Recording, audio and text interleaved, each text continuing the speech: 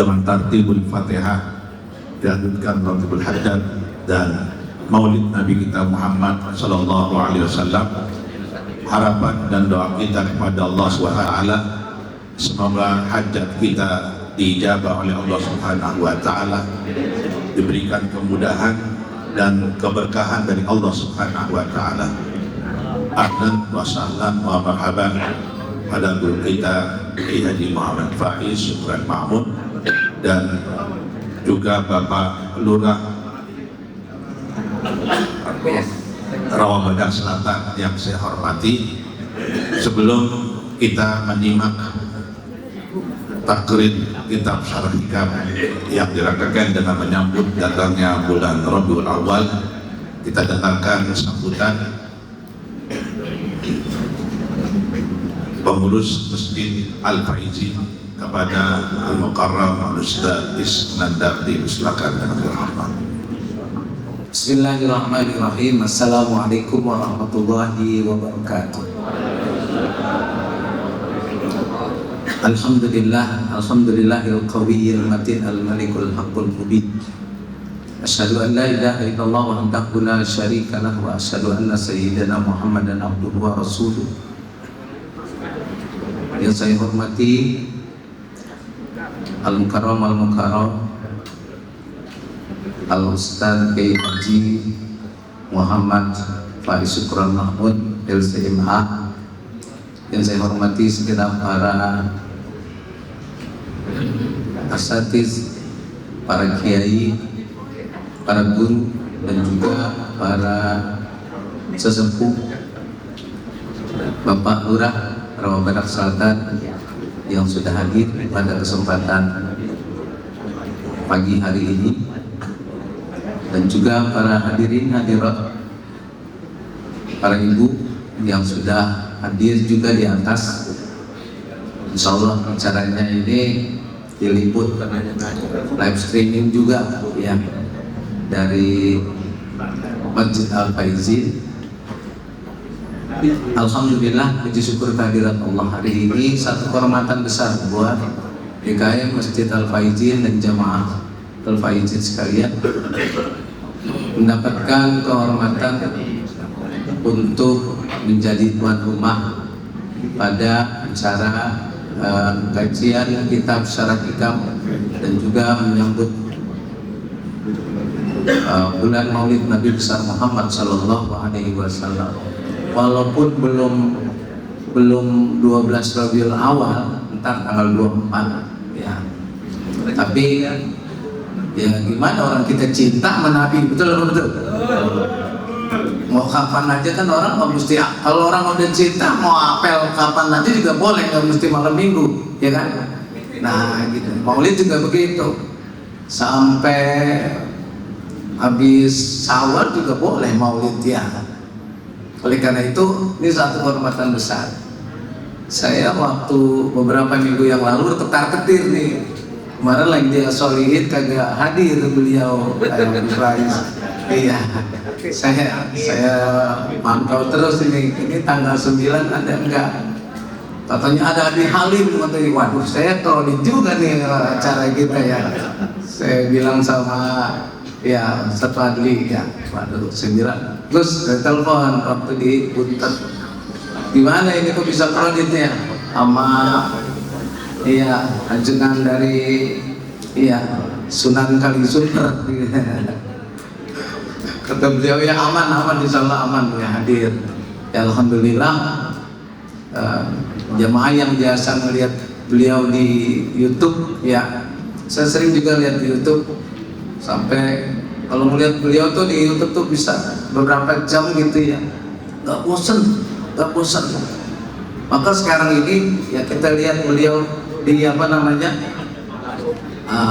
ya, jadi ya secara langsung ya mudah-mudahan ya ini menjadi berkah buat kita Masjid Al Faizin. Amin ya Rabbal alamin. Saya mengucapkan banyak terima kasih kepada hadirin dan juga hadirat, para ulama juga hadir. Tadinya jamaah Al Faizin nggak percaya, saya bilang ntar para ulama pada datang nih, habaib pada datang, bener ya. Sangkanya saya orang bener, orang banyak ntar yang hadir. Maka oleh karena itu ya alhamdulillah, terima kasih. Tapi tempatnya agak sempit sedikit, nggak apa-apa ya. Terus tadi ada itu ya, baca maulid itu ada suara-suara dari padang pasir itu, Gus. Jadi iya, karena ini Masjid Al Faizin ini alirannya nih ya Mesir, aliran Mesir. Ya, nanti ada gambusnya juga nanti setelah acara kita ini. Dan karena juga kan beliau juga ingin mengadakan umroh ya dibarengi dengan kunjungan ke Mesir. Nanti ada informasinya dari beliau. Nanti bisa ke makam pengarang kitab Hikam ya, yaitu Imam Ibnu Athaillah, dan juga yang mau ikut nanti boleh ikut ya, asal sediain duitnya, insya Allah dengan Gus Faiz nanti ya bisa ikut. Sekali lagi mohon maaf atas segala kekurangan kami di sini DKM Masjid Al Faizin. Barangkali tempatnya kurang hidangannya juga. Nanti ada nasi uduk kebun kacang nanti insya Allah ada di sini. Habis ini ada kebuli lokal insya Allah ya. Sekali lagi terima kasih pada para hadirin hadirat semuanya yang sudah mensukseskan acara ini, terutama kaum ibu dari Masjid Al Faizin dan remajanya juga kompak banget saya lihat ini sampai tadi malam ya, merias daripada panggung kita ini kan jarang-jarang nih panggung pakai lampu kelap-kelip ini ya. Ya mudah-mudahan nggak jadi hilafiah ya Gus ya, ada lampu kelap-kelipnya. Tadi disangkain orang kres tadi lagi bikin ya, jangan gitu ya, biar beda sedikit ya. Ya alhamdulillah, aku syukur kehadiran Allah, Gus Faiz sudah hadir. Nanti kita ikuti kajiannya dengan beliau. Hadanallahu wa iyyakum ajma'in. Assalamualaikum warahmatullahi wabarakatuh. Terima kasih, dan terima kasih pula para pengurus masjid yang hadir. Ada pengurus masjid dari Pademangan, ada dari Rorotan, ada dari Green Garden, ada yang dari Bendungan Melayu, ada yang dari Celincing, ada juga dari Lontar. Terima kasih semuanya para pengurus masjid yang telah hadir di tempat ini, karena memang ini acara pengajian keliling setiap Ahad kedua. Mari kita dengarkan sambutan mewakili pemerintah yang akan disampaikan oleh Bapak Lurah Rawa Badak Selatan kepada Islam. Bismillahirrahmanirrahim. Assalamualaikum warahmatullahi wabarakatuh. Alhamdulillah, wassalatu wassalamu ala rasulillah, wala haula wala quwwata illa billah. Sama-sama kita hormati guru kita Pak Kiai Haji Faiz Syukri Muhammad.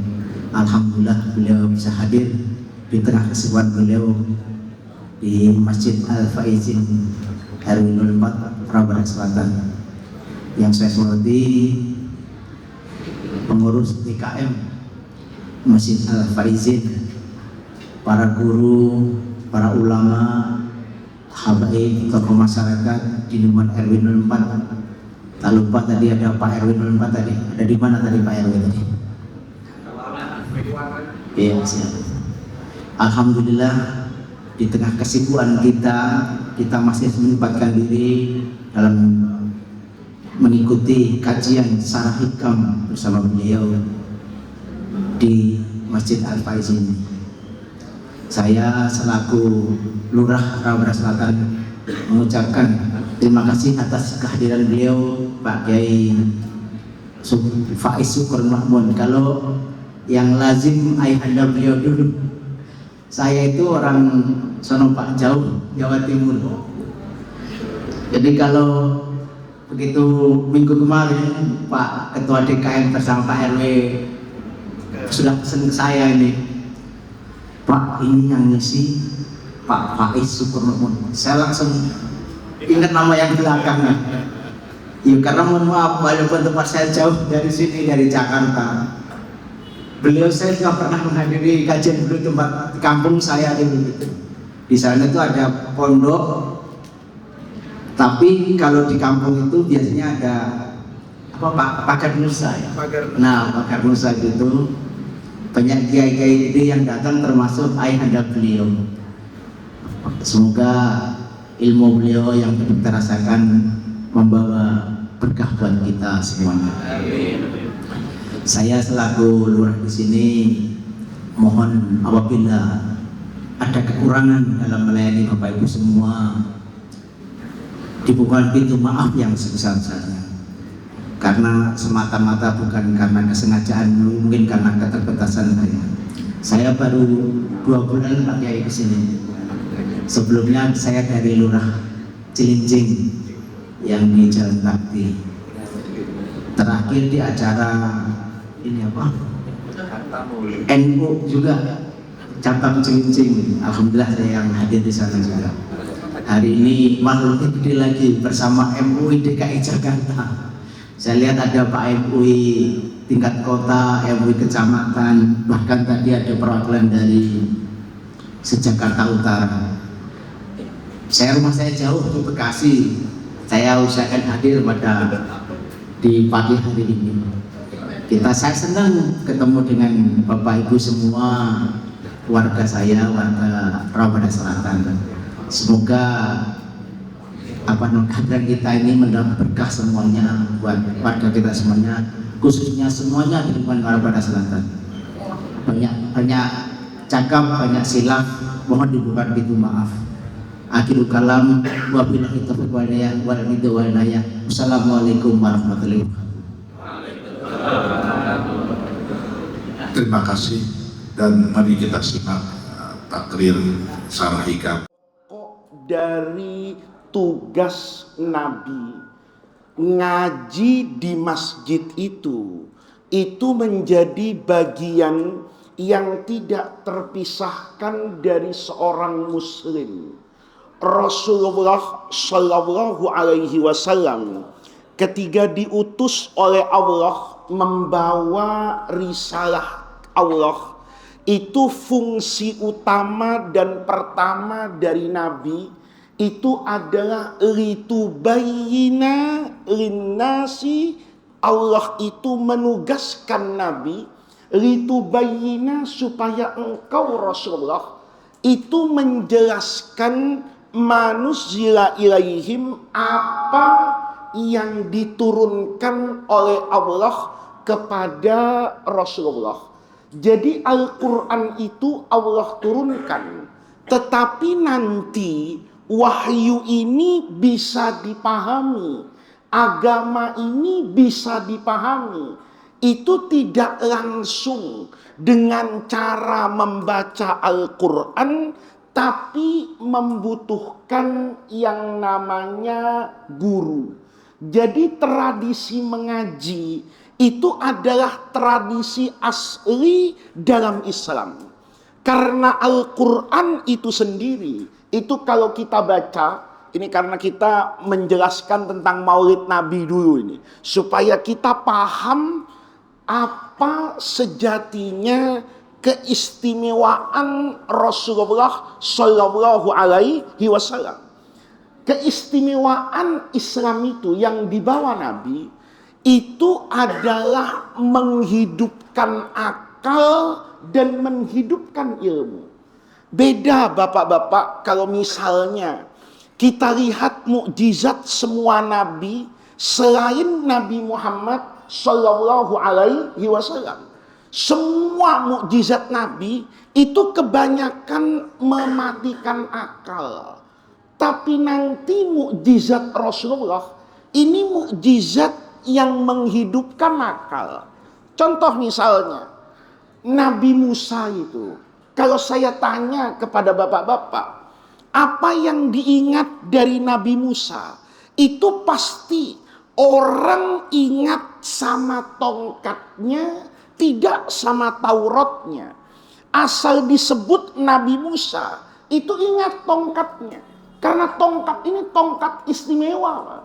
Itu kayu biasa, ketika diambil oleh Nabi Musa, itu tidak ada bayangan Nabi Musa kalau tongkat ini jadi tongkat yang istimewa. Kan Bapak baca Quran itu, ketika Nabi Musa bawa tongkat kemana-mana, itu ditanya sama Allah itu, wa ma tilka biyaminika ya Musa, di tangan kananmu itu apa Musa? Kata Nabi Musa, hiya asoya, biasa saja Allah, ini tongkat. Karena Nabi Musa itu nabi yang suka traveling, nabi yang pergi-pergi itu Nabi Musa. Maka kalau ada kiai pergi-pergi, itu saya agak khawatir ini kiainya Nabi Muhammad apa kiainya Nabi Musa ini. Karena kalau Nabi Muhammad Pak, itu nggak pindah-pindah. Di Mekah Nabi Muhammad tuh nggak kemana-mana. Seumur hidup Nabi Muhammad di Mekah, itu cuma meninggalkan Mekah 2 kali Pak. Sekali Nabi Muhammad itu ke Taif, sekali Nabi Muhammad itu Isra Mi'raj. Itu setelah jadi Nabi. Setelah di Madinah, Nabi itu lebih tidak kemana-mana lagi. Sekali-kalinya pergi paling jauh itu ke Tabuk Pak, untuk perang. Jadi Nabi Muhammad itu tidak pernah kemana-mana. Kalau Nabi Musa, itu Nabi yang sering berjalan kemana-mana. Maka Nabi Musa ini karena sering jalan bawa tongkat. Kata Nabi Musa, hiya asoya, saya ini perlu tongkat Allah. Atawakka'u alaiha, kalau jalan jauh saya bersandar kepada tongkat. Kalau saya tidur bangunnya, saya kemudian lebih mudah kalau menggunakan apa ini? Tongkat. Wa ahuzzu biha ala ghanami. Saya kan kalau pergi ini karena tidak ada rest area Pak, tidak ada Alfamart, maka Nabi Musa kalau pergi itu wajib bawa kambing. Susunya untuk minum, kalau lapar dia apakan ini? Dipotong. Maka kata Nabi Musa, karena saya perginya jauh, kadang-kadang yang ikut banyak, maka saya perlu bawa banyak apa ini? Kambing. Kambing ini kadang-kadang barisannya itu tidak lurus. Maka saya luruskan itu pakai apa ini? Tongkat. Waliya fiha. Dan saya ini ya Allah, kepada tongkat itu banyak sekali butuhnya. Ini sejarahnya, kenapa tongkat itu jadi ular. Karena disebut-sebut terus sama Nabi Musa. Saya apapun ya Allah, butuh sama tongkat, perlu sama tongkat. Tongkat ini banyak membantu saya, tidak nyebut Allah. Gitu loh. Sama kita kan. Kalau sudah pergi bawa ATM, saldonya banyak, itu tawakalnya kurang. Ya, kita ini Pak, ya, kalau pergi-pergi ini, mobilnya bagus, ATM-nya saldonya banyak, itu lupa baca doa. Tapi kalau mobil tahun-tahunnya warisan Presiden Soekarno, mau dibawa ke Trans Jawa, sebelum berangkat baca Yasin Fadilah ini biar tidak mogok. Kebiasaan kita kan begitu. Kalau sudah sempurna secara lahiriah, itu batiniahnya itu tersingkir. Maka kata Allah, nih, ini Musa dari tadi tongkat. Maka kata Allah, saya mau ajarin sama Nabi Musa ini. Kalau tafsirnya Ibnu Athaillah itu, tafsir tasawufnya bilang, itu tongkat dilempar. Itu sengaja oleh Allah dijadikan ular supaya Nabi Musanya tuh kaget. Alqiha ya Musa, fa'idha. Itu kata ilmu nahu, fa-nya itu fujaiyah, tiba-tiba. nggak disangka, nggak terbayang, dilempar jadi ular, Pak. Nabi Musanya kaget. Ya Allah, tongkat yang saya pegang tidur bersama saya ternyata ular.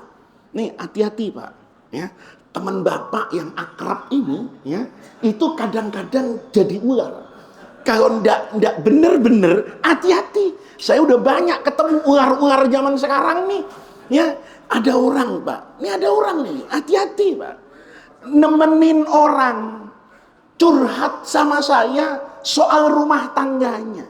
Nih, laki dua nih, ya, curhat. Jadi yang satu ini sudah ndak tahan sama istrinya. Nanti belakangan istrinya bercerai dengan yang suaminya, itu dinikah sama temannya yang nganterin ke saya. Gitu. Saya nggak curiga, ini jangan-jangan ular nih, kata saya. Jadi ada orang, Pak, yang mungkin itu terlihat apa itu baik dengan bapak. Begitu dia curhat, dijadikan teman curhat, istri saya ini kok begini. Yang asalnya baik, kepikiran, ini bininya cakep juga nih katanya. Kalau dicerai, saya apakan ini? Saya nikahi. Ini hati-hati, Pak. Kadang-kadang ada orang yang terlihat baik, ternyata apa itu? Ular. Jangan sampai sesuatu yang terlihat bagus itu sejatinya kalau tidak dikaitkan dengan Allah, nikmat apapun tidak terkait dengan Allah, itu nikmat jadi nikmah, Pak. Sebaliknya musibah sepahit apapun, kalau bersama dengan Allah itu bisa jadi apa itu? Nikmat yang tersendiri. Maka di sini Nabi Musa, tongkatnya disuruh buang jadi ular. Kaget Nabi Musa. Kata Nabi Musa, kenapa jadi ular? Ya itulah Musa, tongkatmu itu ternyata ular. Kata Allah, hudha, ambil. Nggak mau Nabi Musa. Ya, siapa yang mau ngambil? Kata Allah, sanu'iduha. Hari ini karena engkau sudah sadar kembali terhadap Allah, sanu'iduha, itu ular akan kami kembalikan siratahal ula, kepada aslinya tongkat. Dipegang Nabi Musa jadi tongkat. Ini kan gak ada ilmunya. Ilmu mana? Tidak fisika, tidak biologi yang mengatakan tongkat bisa jadi apa ini? Ular. Bukan cuma itu, Nabi Musa taunya itu sebatas tongkat ini jadi apa ini? Ular. Nggak tahu kalau tongkat ini bisa lebih hebat dari itu. Kapan? Waktu diusir Fir'aun. Begitu Nabi Musa ini berdakwah, Fir'aun berkali-kali kalah dengan Nabi Musa, maka Fir'aun itu memutuskan Musa dengan pengikutnya harus diapakan ini? Dibunuh. Maka Jibril turun malam-malam tuh. Kata malaikat Jibril, Musa, an akhrij qaumaka, bawa kaummu keluar dari Mesir. Sayangnya malaikat Jibril itu cuma nyuruh keluar, nggak bawain handphone, Pak.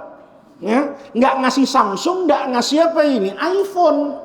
Ya kalau Oppo kan masa Jibril bawa Oppo kan? Ya paling nggak Samsung sama iPhone lah. Ini dibawa, nggak dibawa, Pak. Cuma disuruh apa ini? Keluar. Nabi Musa taat betul, disuruh keluar, Pak. Nggak bawa peta. Nih loh. Ini kan kalau belajar ilmu militer, kalau kekuatan itu nggak seimbang, maka nggak boleh itu berada di ruang terbuka. Nabi Musa saat itu begitu disuruh keluar dari Mesir, itu larinya ke Laut Merah. Ini biar bahasa gampang. Kalau Nabi Musa itu, misalnya Nabi Musa itu dakwahnya ada di tengah Jakarta. Katakan Nabi Musa itu dengan Fir'aun di HI, di Monas rumahnya. Kata Allah, Musa keluar dari Jakarta. Karena kalau masih di Jakarta, nanti kamu ketangkep sama Fir'aun. Nabi Musa itu mestinya larinya ke puncak, Pak. Ke Cisarua. Kenapa? Di situ hutan, di situ bukit, di situ ada sungai. Maka Nabi Musa punya kesempatan untuk bertahan dari kejaran Fir'aun. Kenapa? Karena bisa diajak Fir'aun itu perang apa ini? Gerilya. Tapi Nabi Musa larinya ke Sunter, Pak. Nih, ya, teman enggak tahu, enggak mampir ke Pelumpang kayaknya Nabi Musa itu. Sampai kemana ini? Ke Ancol. Begitu sampai di Ancol nih, lihat cerita Quran tuh indah. Inna lamudrokun. Umatnya Nabi Musa itu protes. Komandan, kenapa larinya ke sini? Kata Nabi Musa, emang kenapa? Inna lamudrokun, mati kita. Di depan ini ada laut, di belakang ada siapa ini? Firaun.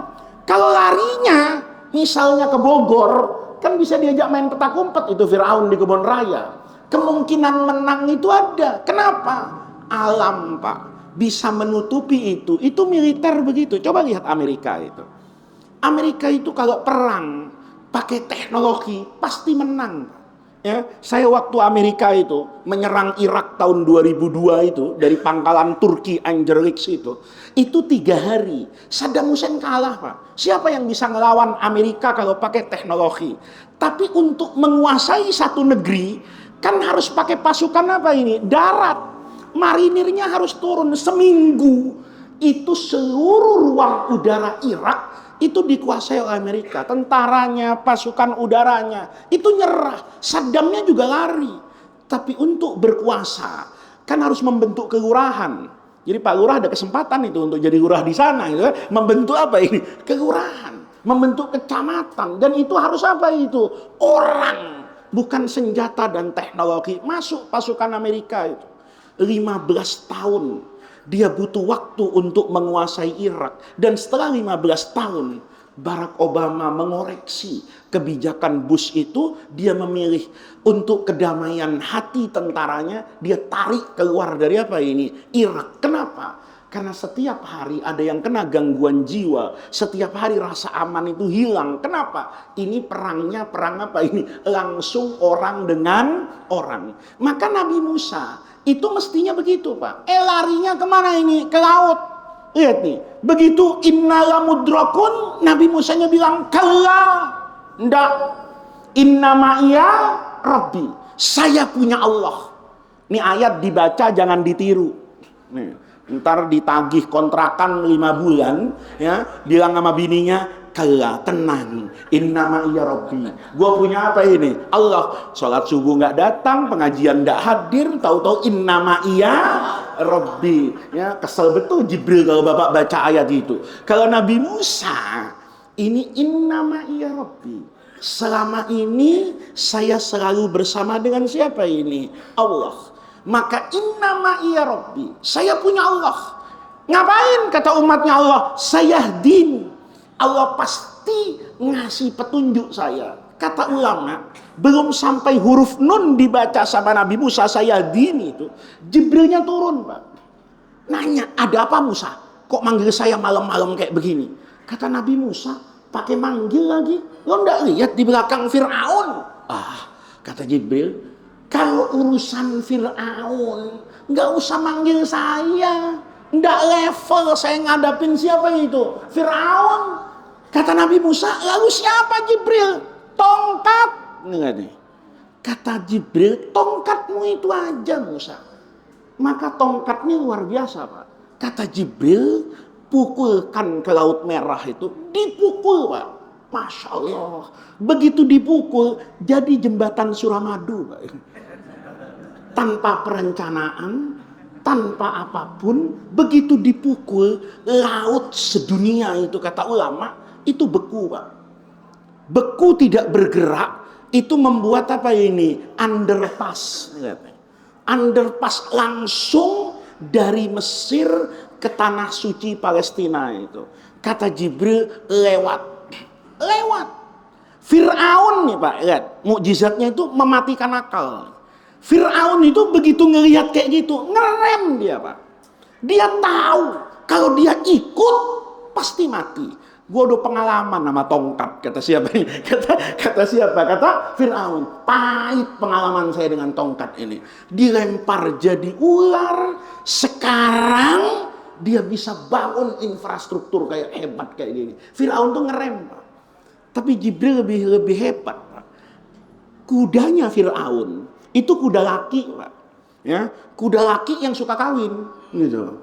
Maka malaikat Jibril itu turun ngawal Nabi Musa, itu bawa kuda perempuan.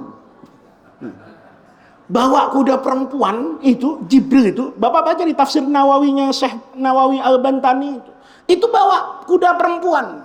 Kuda perempuan ini dipakai oleh Jibril kayak rombongan presiden, ini PJR yang paling belakang. Untuk ngecek nih, semua yang beriman udah selamat nggak? Jibril dari belakang tuh.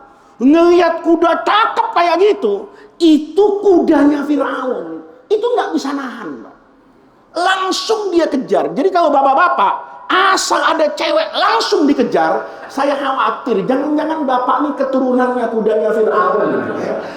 Kudanya Firaunnya bener, Pak. Yang nggak bener apa itu? Kudanya. Maka bapak lihat itu, tongkat Nabi Musa itu hebatnya luar biasa. Tapi tongkat itu akan mematikan apa itu? Kemanusiaan secara keseluruhan. Coba bapak bayangkan, tongkat itu kalau ketemu, banyak sebetulnya urusan Indonesia itu yang selesai. Itu tongkat kalau ketemu, Pak. Masya Allah. Ya, kita tanya sama Pak SBY lah. Ya. Bu Mega dulu lah, ya, presiden terpilih. Bu, masalah ibu apa? Gus, kalau saya ketemu tongkat Nabi Musa, kata Bu Mega, urusan saya itu LRT di Kuningan tuh, yang kemarin dibabas semua sama Pak Pramono tiangnya itu. Emang kenapa, Bu? Saya adalah presiden Indonesia pertama yang mencanangkan kereta memutari kota Jakarta. Alhamdulillah, tiangnya jadi, keretanya nggak datang. Bahasa gampangnya mangkrak. Kata Bu Mega, itu jadi beban saya. Setiap saya kritik pemerintahan SBY, maka pemerintahan SBY bilang sama aja lah. Proyeknya Bu Mega juga apa itu? Mangkrak, nggak jadi. Itu kalau ketemu tongkat Nabi Musa, Pak, saya gebuk di situ, Masya Allah. Jadi itu dengan kereta-keretanya. Iya kan? Kalau itu jadi, mungkin 2029 capres dari PDIP mungkin saya, Pak. Gitu. Kenapa? Karena punya tongkat apa ini? Nabi Musa. Kan gampang, Pak. Tinggal saya gebuk aja semua TPS itu. Itu begitu dihitung suaranya Faiz semua itu. Kenapa? Tongkatnya hebat. Saya tinggal cari Pak SBY kan. Pak, masalah Bapak apa? Hambalang. Ya, saya mau bangun pusat olahraga terbesar sedunia. Anggarannya 6 triliun. Alhamdulillah sekarang berumut, ya kan, Pak? Nggak jadi apa-apa. Setiap saya kritik pemerintahan Jokowi, mesti tiba-tiba Jokowinya datang ke Hambalang, foto-foto di sana. Itu menghina harga diri saya. Oh gampang, Pak. Ayo kita semua ke sana, bawa tongkat. Masya Allah. Saya gebuk jadi. Mungkin saya minta itu supaya Masjid Nurul Faizin dapat, Al Faizin dapat lah, ya, masjid baru di Hambalang. Selesaikan, Pak. Selesaikan urusan dengan Pak SBY.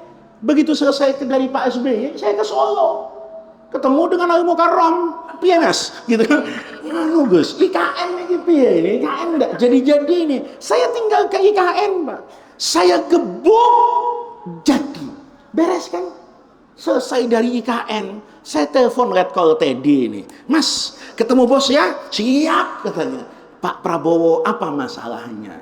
Masalah saya itu MBG. Wa MBG hada yutawalladu min SPPG. MBG ini programnya bagus. Bagus. Saya bilang MBG itu tidak bagus. MBG itu program bagus loh. Ayyul Islami khairun. Baca hadis itu. Islam yang paling bagus itu kayak apa ya Rasulullah?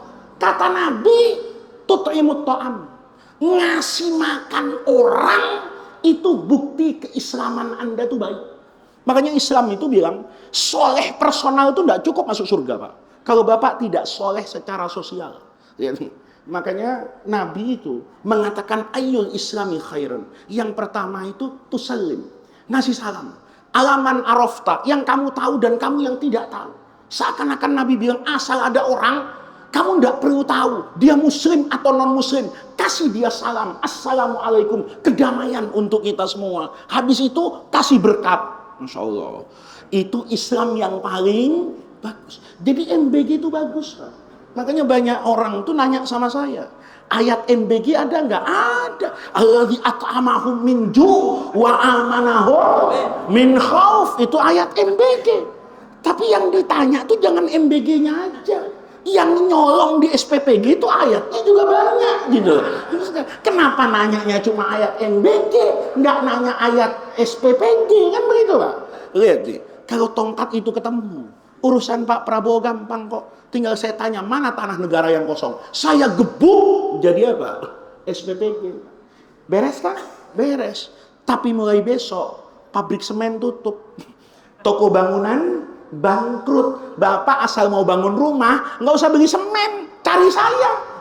Asal saya gebuk, tinggal saya mau tanya, Pak Haji, rumahnya mau kayak apa? Oh, yang 5 lantai begini. Asal digebuk. Jadi, maka tongkat itu akan membubarkan semua fakultas teknik sipil, Pak. Kenapa? Tidak ada lagi ilmu bangunan, tidak ada lagi toko cat. Ya, itu semua tukang bangunan. Masya Allah, PHK mendadak, Pak. Ya. Lihat, dia mematikan akal. Nabi Isa itu, Al-Masih itu tangannya luar biasa itu. Asal megang orang, yang sakit sembuh, yang mati hidup. Coba mukjizat itu nurun ke saya. Kan al-ulama warasatul, mukjizat Nabi itu Quran, nurun ke saya. Sehingga saya ngaji di sini, itu kan ngaji mukjizatnya Nabi. Seandainya yang saya ambil mukjizat Nabi Isa, saya datang ke sini, kira-kira disuruh ngaji apa nyembur orang, Mbak? Kira-kira, pasti udah pasang nomor ketua masjid nih. Pasien nomor 1, apa masalahnya? Usap, beres. Ibu-ibu mau nunggu tangan saya itu. Ibu tuh asal tangan Nabi Isa nempel, itu glowing sebadan. Glowing sebadan, cantik mendadak, hebat kan? Tapi mulai besok pagi, rumah sakit tutup, apotek bangkrut, dokter, Masya Allah, jadi panitia maulid, Pak. Kenapa? Nggak ada pasien, Bapak lihat tuh. Maka mukjizat seperti itu, Bapak cek siapapun mukjizat itu. Selama itu bukan mukjizatnya Rasulullah, itu pasti tidak akan menghidupkan akal. Karena akal tidak bisa membaca bagaimana caranya satu tongkat bisa menyelesaikan begitu masalah. Bagaimana usapan seorang nabi itu bisa menyelesaikan begitu banyak problematika. Tapi lihat Nabi Muhammad. Gara-gara Nabi Muhammad itu ada UIN, Mbak. Dulu namanya YIN. Ya, gara-gara ada Nabi Muhammad, itu ada Universitas Al-Azhar di Kairo. Gara-gara ada Nabi Muhammad, ada pengajian di sini. Coba, kalau tidak ada Quran, itu kampus bubar. Ayo, di kampus agama itu ada fakultas syariah yang dijadikan kajian apa? Quran. Yang dijadikan kajian apa? Hadis. Dari Quran dan hadis nanti lahir begitu banyak apa itu? Ilmu. Makanya ada orang salah paham. Dianggapnya Quran itu langsung kembali kepada Quran dan hadis. Yang kembali kepada Quran dan hadis itu Imam Syafi'i. Kalau Imam Al-Faizin, yang itu loh ya, Imam Musolla, itu tunggu dulu. Kenapa? Karena tanpa perangkat ilmu, Quran itu tidak bisa dipahami. Maka ada masjid dulu bilang gini, Gus, ajarkan kami sholat kayak Nabi. Saya bilang saya tidak bisa. Kalau sholat kayak Nabi saya tidak tahu. Gimana Nabi sholat? Yang saya tahu, sholat menurut Imam Syafi'i bisa saya terangkan. Sholat menurut Imam Abu Hanifah bisa. Kayak ada orang tuh nanya sama saya, Gus, menurut Quran, kalau suami pegangan sama istri, kan suka ditanya saya, Gus, kalau saya megang istri, ingat ya, megang istrinya, fikih itu. Ada orang nanya, Gus, apa hukumnya? Saya megang istri orang. Hukumnya ditempeleng sama suaminya. Karena Anda megang istri siapa? Orang. Itu bukan fikih. Kalau fikih itu, suami megang apa ini? Istri. Dia minta sama saya, tolong jawab, menurut Quran batal apa enggak? Saya bilang, kalau Anda tanya menurut Quran, saya tidak bisa jawab. Loh, kenapa? Karena Qurannya nggak jawab. Quran tuh nggak jawab, Pak. Yang jawab itu Imam Abu Hanifah. Yang jawab itu Imam Ahmad. Yang jawab itu Imam Syafi'i. Yang jawab itu Imam Malik. Qurannya nggak jawab. Makanya, Bapak, itu tidak boleh baca Quran dengan terjemah. Terjemah itu hanya mendekatkan makna sebatas untuk Bapak baca. Tapi tidak boleh Bapak menyimpulkan ayat Al-Quran, apalagi sampai jadi mufti, kalau pakai apa ini? Terjemah. Karena terjemah itu tidak bisa mewakili makna kesempurnaan Al-Quran. Itu pun makna sebatas dipahami oleh orang tertentu dengan perangkat ilmu tertentu yang dimiliki orang ini, yang nanti orang lain itu boleh jadi, Pak, akan apa ini? Memiliki pemahaman yang berbeda. Jadi orang ngaji itu penting. Pentingnya di mana? Nih Pak, supaya Bapak tahu hebatnya Nabi Muhammad. Dulu saya paham, syubhat itu cuma rezeki. Nih, tahu Pak? Kan Nabi bilang al halalu bayyinun wal haramu bayyinun wa bainahuma, di antara yang halal dan haram itu ada yang namanya apa ini? Syubhat, enggak jelas. Contohnya apa?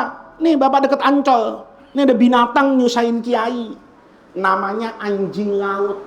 Tuh binatang nyusahin kiai. Mau dibilang anjing di laut, mau dibilang ikan, mukanya anjing. Coba, Pak, Bapak kalau ada meja nih, anjing laut taruh tengah. Sebelah kanannya ikan lumba-lumba, sebelah kirinya anjing. Pasti punya kemiripan nih, Pak. Kalau anjing laut kita cadarin, mukanya kasih cadar, ya mukanya doang, tapi bagian kepala sampai belakangnya biarin terbuka. Saya tanya sama Bapak, apa ini? Jawabannya pasti ikan. Kenapa? Karena fisiologi badannya ikan. Tapi kalau dia dikasih sorban, ya, sorban 5 meter, bungkus tuh anjing laut, tinggal kelihatan apa aja nih? Mukanya. Saya tanya sama Bapak, apa ini? Pasti jawabannya anjing. Itu kalau dibahas di sini Pak, sampai Dajjal turun enggak keluar. Buat saya, anjing laut mungkin haram. Mungkin buat Pak Lurah, anjing laut tuh halal, enggak apa-apa. Cari ayatnya di Quran, sampai Monas Nari enggak ketemu Pak. Kenapa? Karena buat saya, anjing laut itu haram. Kenapa haram? Karena di mata saya, keanjingannya lebih kuat daripada keikanannya. Di mata Pak Lurah, keikanannya lebih kuat daripada keanjingan. Ini namanya syubhat nih. Saya dulu membayangkan, syubhat itu cuma makanan.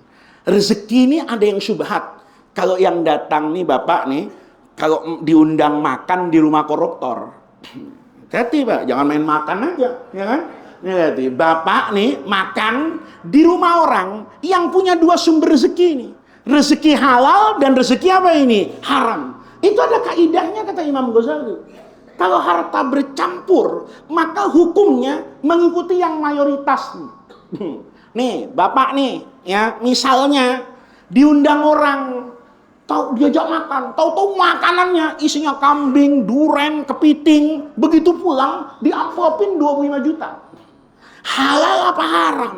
Lihat gajinya orang ini. Kalau gaji orang ini sebulan cuma 5 juta. Nih, dia punya gaji halal 5 juta, tapi punya diskotik dia. Ya. Maka kalau yang diberi kepada Bapak itu tidak memiliki logika dari hasil yang halal, Bapak tidak boleh makan di situ. Tapi kalau orang ini punya gaji 10 miliar, tapi juga punya apa ini? Diskotik.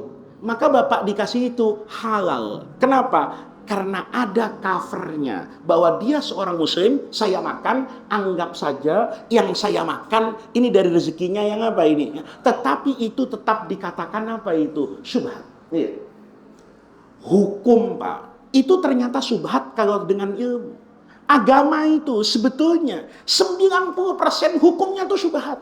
Maka orang itu tidak boleh maksakan pemahamannya sama orang selama itu ada pada ranah fikih, nggak boleh Pak. Contoh nih, bersentuhan laki dengan apa ini? Perempuan. Quran itu cuma bahas ayatnya, tidak bahas hukumnya. Ayatnya kata Quran, au lamastumun nisa. Nih, ayat yang sama nanti dengan hadis yang sama itu dipahami oleh ulama dengan pemahaman yang berbeda. Yang pertama, ambil contoh saja ini secara cepat supaya Bapak nanti semangat untuk ngaji dan guru yang ketiga ngaji itu semangat untuk menyandarkan pengajiannya dengan ilmu. Lamastumun nisa. Imam Abu Hanifah bilang gini, itu qiraah sab'ahnya ada dua. Ada yang baca panjang pakai mat tabi'i, lamastum. Imam Hamzah Az-Zayyad baca pendek, au lamastumun nisa. Lihat, Imam Abu Hanifah sukanya itu menang-menangan. Kata Imam Abu Hanifah, karena mayoritas qiraat dibaca panjang, maka saya ikut yang mayoritas ini. Kalau dibaca panjang, lamasa, yulamisu, itu ada makna musyarakah. Musyarakah itu artinya aksi dan reaksi. Bukan satu pihak, tapi harus apa ini? Dua pihak. Kalau saya mengatakan nasoro, saya membantu. Tapi kalau tanasoro atau nasoro, yunasiru, itu artinya saling membantu. Kata Imam Abu Hanifah, kalau ini dibaca panjang, aksi dan reaksi, itu dalam bahasa Arab, maknanya tidak lagi makna hakiki, tapi makna majazi, artinya bersetubuh. Nih, kalau tidak terjadi persetubuhan, maka wudhunya tidak apa ini? Tidak batal. Kalau bersetubuh, baru apa ini? Batal. Kata muridnya, apa buktinya guru? Buktinya hadis Ummul Mukminin Aisyah. Nih, Aisyah ini istri Nabi yang pencemburu, Pak. Kata beliau satu hari, iftaqattu Rasulullah sallallahu alaihi wasallam dzata lailatin. Saya ini kehilangan Nabi satu malam. Wong Nabi tadi Isya itu tidur di samping saya. Tahu-tahu jam 1 malam, kok suami saya nggak ada? Iftaqattu nih, kan ada lampu. Maka menggerayangi kamar Aisyah itu. Dicari, ini suami saya di mana ya? Sudah berpikiran apa ini? Buruk. Jangan-jangan di rumah istri yang lain. Ya, gini-gini sama Aisyah tuh, karena matanya belum apa ini? Belum bangun banget. Kok suami saya nggak ada? Curiganya duluan. Iftaqattu Rasulullah. Saya kehilangan, saya cari-cari di kamar. Fa idza huwa sajidun. Tiba-tiba tangan saya bersentuhan dengan Nabi. Nabinya ternyata apa ini? Sujud tahajud. Jadi dulu Aisyah kehilangan suaminya Muhammad, itu malam-malam ternyata sujud. Itu Muhammad Rasulullah. Ya, kalau Muhammad pelumpang, itu malam-malam hilang, hanya Allah yang tahu kemana dia perginya. Tapi Aisyah bilang, begitu hilang saya cari-cari, fahuwa sajidun. Lihat, kata Imam Abu Hanifah, zahirnya Aisyah itu menyentuh siapa itu? Nabi. Karena kan dia bilang, fa'idha huwa sajidun ay fawajadtuhu. Saya dapatkan Nabi karena pakai tangan iftaqattu tadi. Maka zohirnya kata Imam Abu Hanifah, tangannya Ummul Mukminin Aisyah menyentuh Nabi. Tidak ada dalam riwayat Nabi membatalkan sholatnya karena bersentuhan dengan Aisyah, yang berarti wudhunya batal. Kalau wudhunya batal berarti sholatnya batal. Nggak ada. Maka hadis dan ayat ini kata Imam Abu Hanifah menguatkan pandangan saya bahwa bersentuhan dengan perempuan kalau tidak bersetubuh tidak batal wudhunya. Ini kalau ngaji sampai sini pindah mazhab Hanafi semua.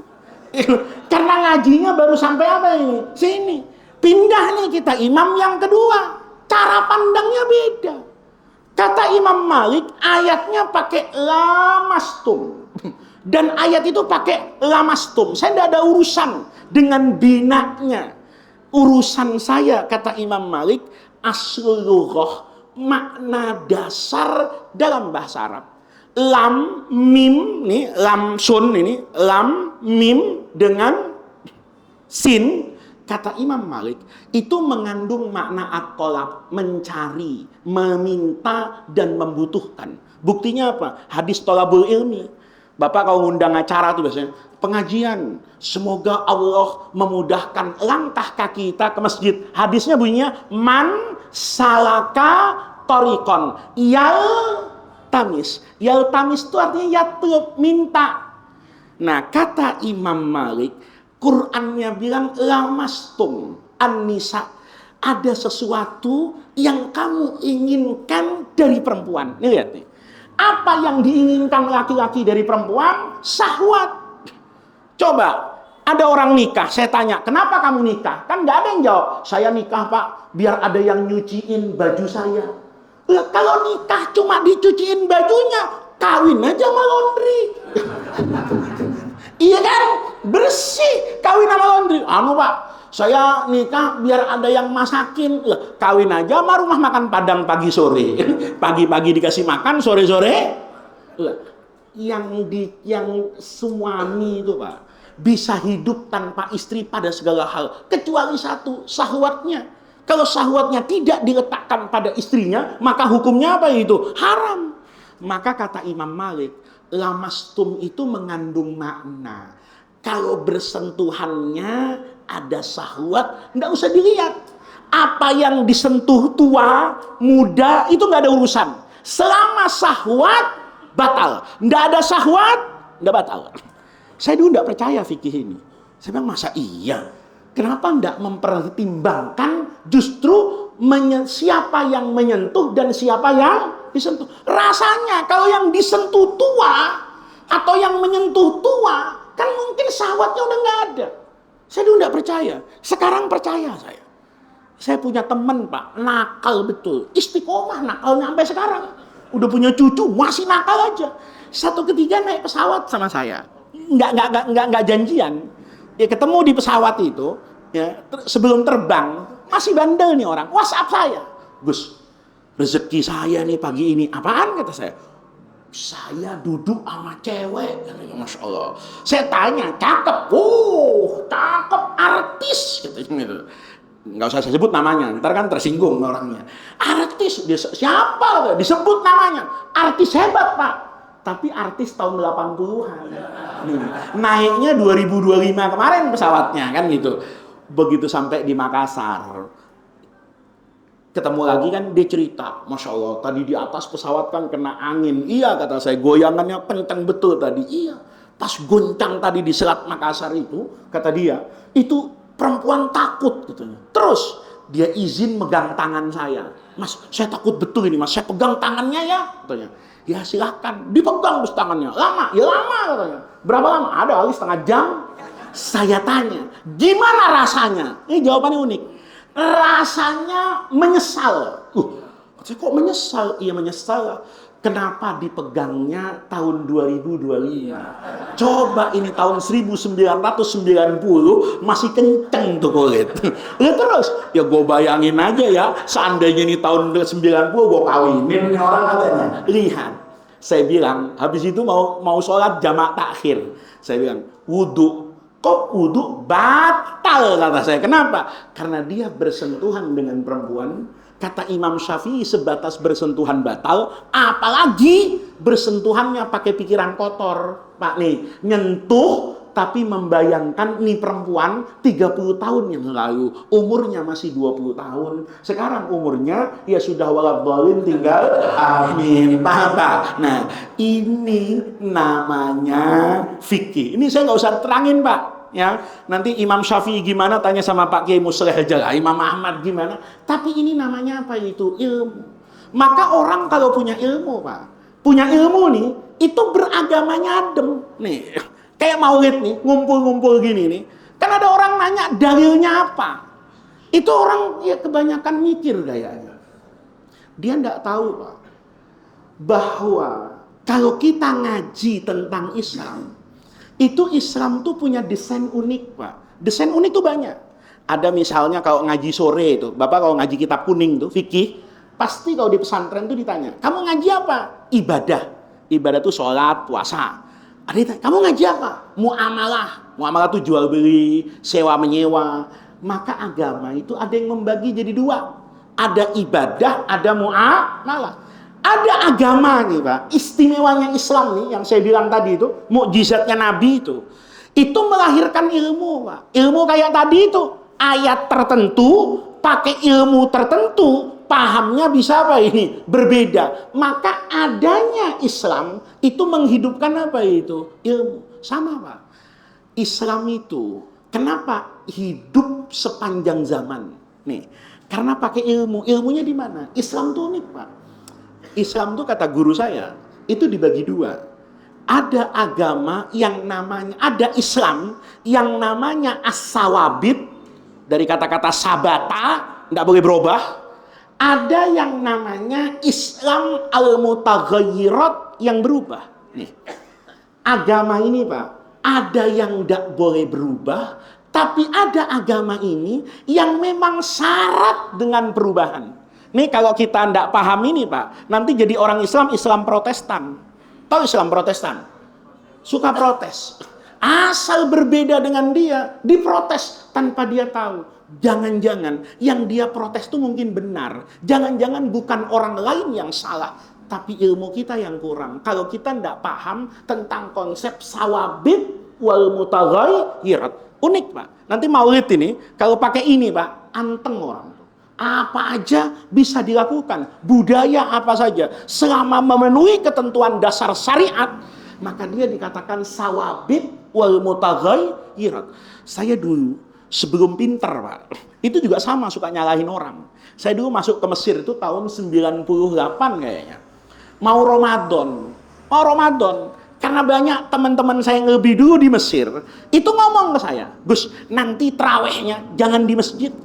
Di mana kata saya? Di musola situ katanya. Ya namanya orang baru, saya ikut.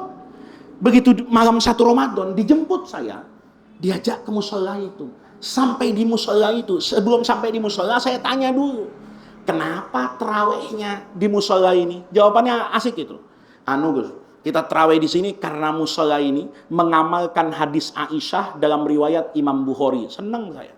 Karena menurut Aisyah, traweh itu Nabi Muhammad itu cuma 11 rakaat. Di Bukhari 11 rakaat itu. Saya senang ngebayangin dulu masih kecil sama Kiai Musleh, itu kita sholat di Masjid At-Taqwa. Itu 23 rakaat 10 menit, setengah jam. Berarti kata saya, ini 11 rakaat 10 menit kata saya. Kenapa? Diskon 50% Pak. Saya belum pernah itu terawih 11 rakaat. Kali pertama saya terawih 11 rakaat itu di Mesir. Saya senang Pak, ini cepat berarti. Begitu sholat, la haula wala quwata. Rakaat pertama itu Al-Baqarah. Al-Baqarah Quran loh. Kalau Bapak kan sering baca Al-Baqarah. Al-Baqarah tahlilan. Beda. Kalau Al-Baqarah tahlilan itu cuma depannya doang, nyomot ayat kursi di tengah, ujungnya amanah Rasul, fangsurna alal qaumil. Itu Al-Baqarah tahlilan. Bapak hafal semua. Tapi Al-Baqarah Quran itu 287 ayat, dibaca 1 rakaat. Ya, bukan cuma itu, rukuknya lah, saya sampai ngitung subhana rabbiyal adzimnya sampai lupa. Ini udah berapa ya? Saking banyaknya Pak. Akhirnya di rakaat setelahnya itu saya melakukan sesuatu yang kata ulama baik tapi makruh. Itu pentingnya ngaji Pak. Ada yang baik, tapi kalau tanpa ilmu hukumnya jadi bodoh. Apa itu? Waktu ruku baca Quran. Baca Quran itu bagus. Nggak ada orang mengatakan sedunia baca Quran itu fadilahnya istimewa. Tapi kalau bacanya waktu ruku, itu bukan soleh. Agak goblok. Bukan goblok ya, agak. Kenapa? Kata ulama, ruku itu bukan tempatnya qiraatul Quran. Itu tempatnya tasbih, mengagungkan Allah. Ini jangan coba-coba Bapak ya. Saya karena penasaran, saya baca Quran. Saya baca surah, kalau dulu dibaca di Indonesia, saya tandain imamnya. Ya kan? Amma yatasa'alun itu. Saya baca amma yatasa'alun sambil ruku. Itu sampai selesai belum i'tidal.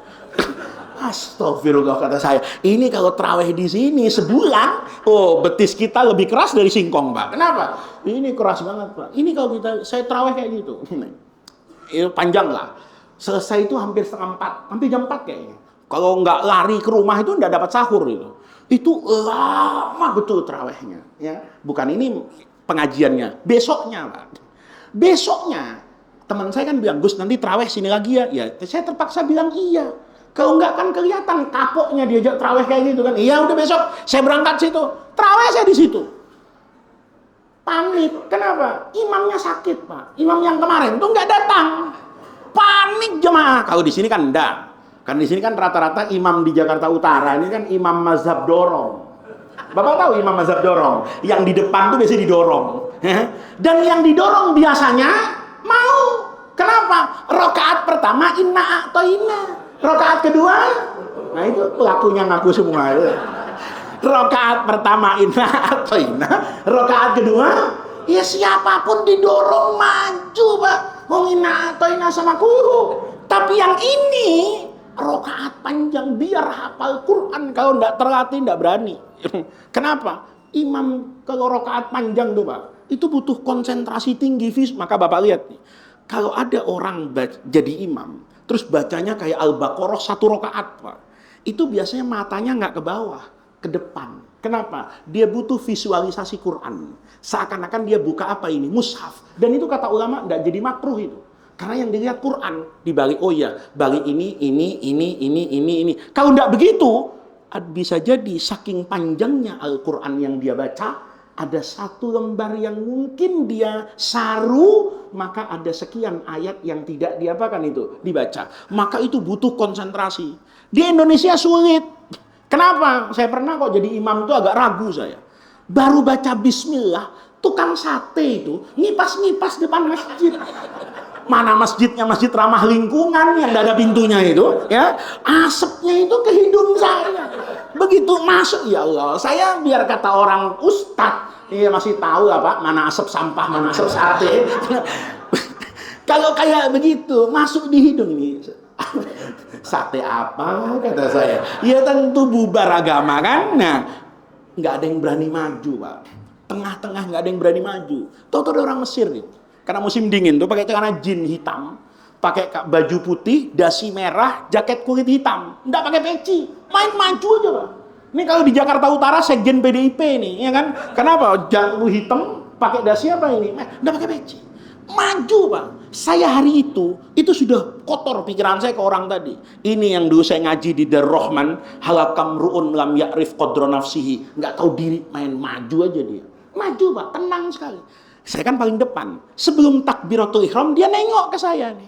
Nanya, malam ini terawihnya surah apa? Ya karena saya kemarin datang, ingat saya. Malam ini surah Al-A'raf. Saya jawab, Al-A'raf. Itu mulut saya Al-A'raf, hati saya kotor. Mulut saya ngomong Al-A'raf, hati saya ngomong mampus lu, main maju aja. Lu pikir Al-Haqqum Takasur, nggak mikir. Al-A'raf. Karena buat orang yang ngafalin Quran, dok, ini nggak pakai ilmu, pengalaman. Ada 2 surah di Al-Quran itu yang membutuhkan energi luar biasa. Yang pertama itu Al-A'raf, strukturnya yang agak sulit. Yang kedua itu Ar-Rahman. Nih, karena ngulang-ngulang fabi ayyi ala'i rabbikuma. Bapak nih kalau baru hafal Ar-Rahman duhur, jadi imam maghrib jangan dibaca. Nanti makmumnya dosa. Kenapa? Saya pernah itu ada imam itu mungkin baru ngapalin Ar-Rahman, akhirnya bisa memulai nggak bisa mengakhiri, muter-muter fabi ayyi ala'i rabbikuma, akhirnya istighfar dia, astagfirullahaladzim, dia baca inna a'toina, kan makmumnya gedek dari belakang, dari tadi baca inna a'toina udah pulang kita kan gitu. Ya bapak-bapak, ini orang baca Al-A'raf lancar ternyata, lihat lancar. Malam itu traweh dia imami sendirian sampai 3:30. Itu lewat surah Ibrahim berangkat Pak, hampir juz ke-17 itu. Dia baca 1 malam lancar tanpa salah. Masya Allah, bubar sholat, saya nggak kepikiran sahur, Pak. Dosa saya sama orang ini. Gitu. Saya tanya pengurus musola, itu tadi yang jadi imam siapa? Itu guru besar tafsir. Hafal Al-Quran dengan qiraat asyarah. Masya Allah. Saya kejar, saya cium tangannya, Pak. Kenapa? Karena saya belum paham as-sawabit wal mutaghayyirat. Saya dari kecil dipahami kalau ustadz tuh pakai peci, kalau kiai itu sarungan, kalau habib itu jubahan.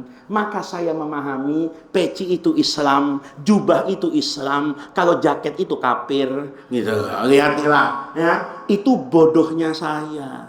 Padahal baju itu nggak ada agamanya.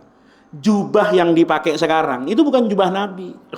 Kancingnya kan dari plastik. Emang zaman Nabi sudah ada plastik gitu loh, ya. Maka ada yang sekarang jubah pakai seleting gitu. Emang di zaman Nabi ada seleting? Enggak ada. Sarung ada? Enggak ada. Orang Hindu pun pakai sarung, Pak. Peci ini, apa semua Enggak. Duta besar Indonesia, gubernur, anggota DPR kalau lagi baca sumpah jabatan, semuanya pakai apa itu? Peci. Saya baru paham. Iya ya. Saya ini ndak paham sawabit wal mutaghayyir. Agama itu bukan jubah. Agama itu bukan sarung. Agama itu khudhu zinatakum inda kulli masjidin. Kalau ke masjid pakai baju yang paling pantas. Kata orang Indonesia, yang paling pantas itu sarungan. Nih, yang paling bukan berarti yang celana Anda bener, ya. Kata orang, ya kan sama, Pak. Saya kalau datang ke sini nih, terus celanaan, pakai kaos, nggak pakai peci, kira-kira disuruh ceramah nggak?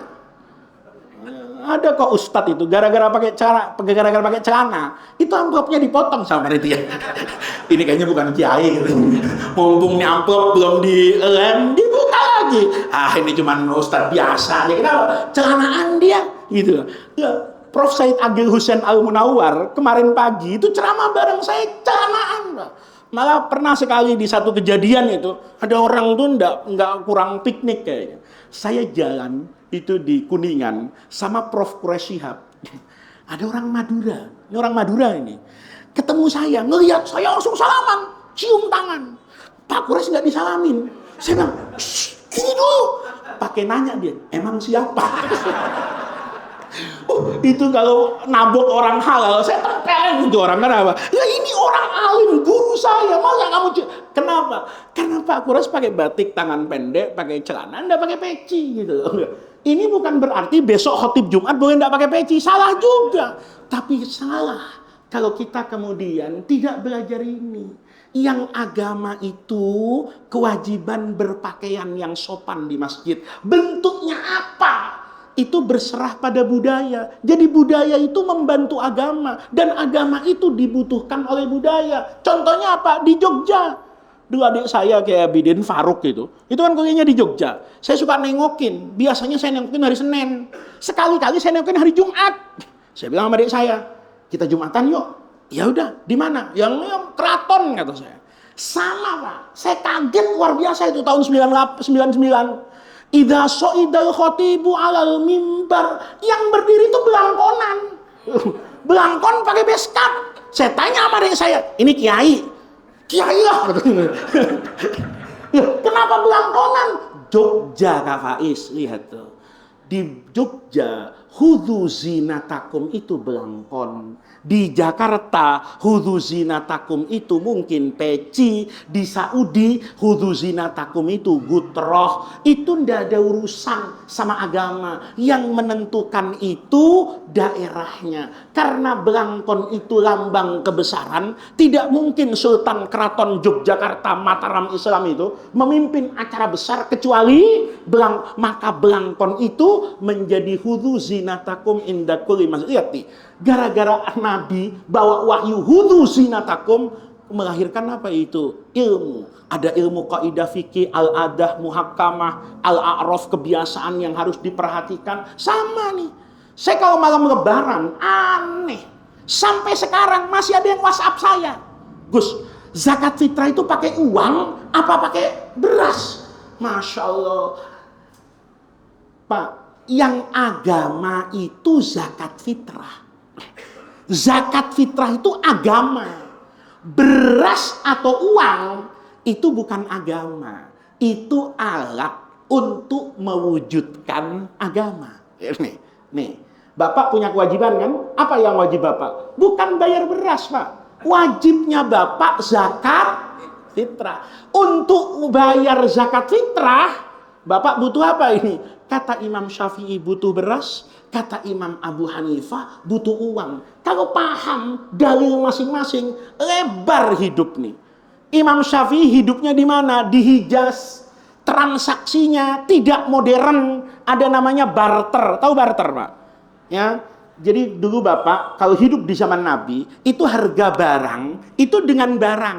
Baju ini harganya berapa? 100.000. Atau ada ataunya, Pak.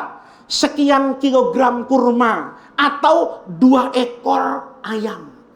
Ya, dulu Bapak di pasar Madinah bawa ayam tuh enak. Sekarang jangan coba-coba. ya. Terus ke Kelapa Gading masuk mall bawa sapi. Emang kenapa? Gua mau beli sarung nih sekolah ini.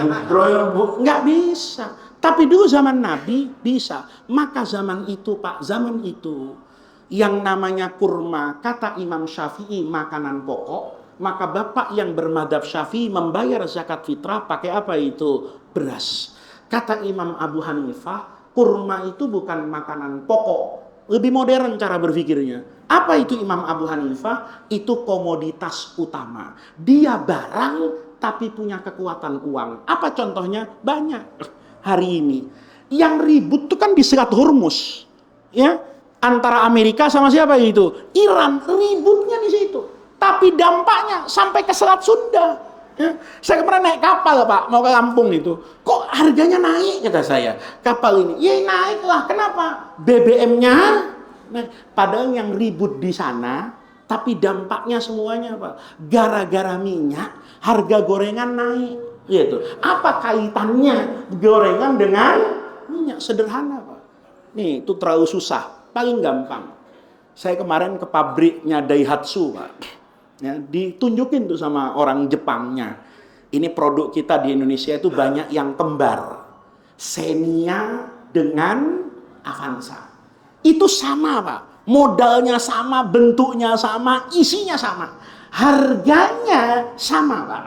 Tapi nanti kalau sudah dipakai, Bapak beli Avanza setahun, beli Xenia setahun. Dijual lagi, mahalan mana? Avanza. Nih, ada orang ngurus umroh. Jemaahnya bilang, saya nggak punya uang cash. Gimana kalau saya bayar pakai Avanza? Mau dia. Kenapa? Bapak punya Avanza sekarang, dijual sekarang, mungkin 1 jam lagi laku Pak. Kenapa? Dia barang.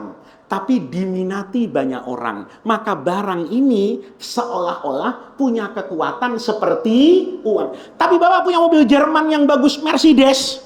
Dijual, bayar pakai Mercedes. Belum tentu orang mau. Kenapa? Ini mobil susah dijualnya.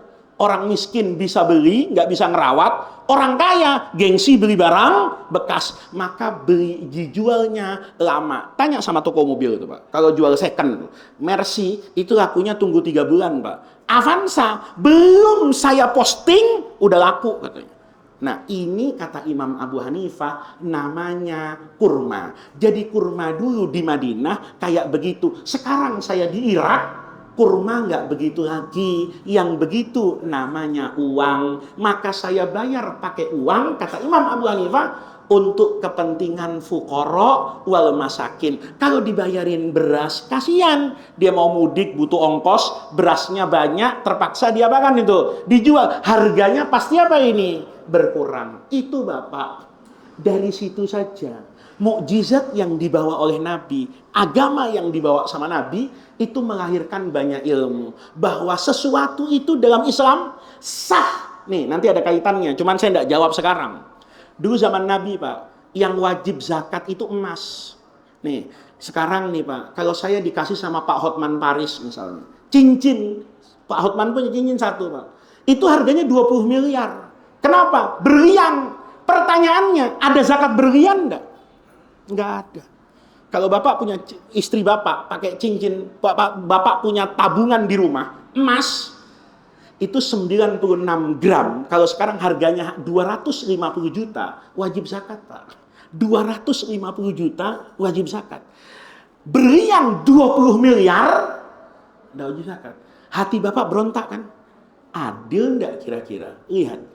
Kalau pakai fikihnya Imam Abu Hanifah, wajib zakat. Kenapa? Yang dilihat bukan emasnya, tapi nilai keekonomiannya. Lihat nih. Sama kan? Tanah di Jakarta Selatan, itu lebih mahal dari tanah di Jakarta Utara. Padahal tanahnya sama nggak? Sama, nggak percaya jilat aja. Gitu. Rasanya sama. Tapi harganya beda. Maka cara berpikir ini itu melahirkan ilmu baru dalam teori ekonomi. Sejatinya itu juga bersumber kepada apa ini? Ajaran yang dibawa oleh Rasulullah. Ya, ini kalau diterusin kemana-mana nanti kan panjang. Tapi intinya kita datang ke pengajian itu harus semangat. Karena Islam itu hanya bisa dipahami lewat pengajian. Islam itu hanya bisa dipahami oleh guru. Guru nanti melahirkan pesantren. Pesantren membuat sekolah, membuat madrasah. Sehingga Quran yang terlihat sederhana dibaca di satu mushaf, itu ternyata melahirkan begitu banyak ilmu pengetahuan. Maka sebagai umatnya Rasulullah, ketika memperingati Maulid Nabi, itu punya semangat untuk menjadi umat yang dekat dengan ilmu. Apapun yang ada di alam semesta ini, itu diperdebatkanlah dalam bingkai ilmu. Kalau kita bisa berilmu, kita punya semangat tentang ilmu, insya Allah nanti kita akan merasakan betul manisnya Al-Quran, manisnya hadis yang dibawa oleh Rasulullah Shallallahu Alaihi Wasallam. Maka mudah-mudahan Allah jadikan jam'ana hadza jam'an marhuma wa tafarruqana min ba'dihi tafarruqan maksuma. Mudah-mudahan kumpulnya kita di majlis yang baik ini, hadirnya kita di pengajian ini dengan niat belajar memahami keislaman kita, itu menjadi tawassul dan wasilah kita semua untuk mendapatkan khairat dunya wal akhirah. Rabbana atina min ladunka rahmah wa hayyi lana min amrina rasyada. Allahumma la tahrimna khaira ma indaka li syarri ma indana. Kurang lebihnya saya mohon maaf. Wallahul muwaffiq ila aqwamit thariq. Wassalamualaikum warahmatullahi wabarakatuh.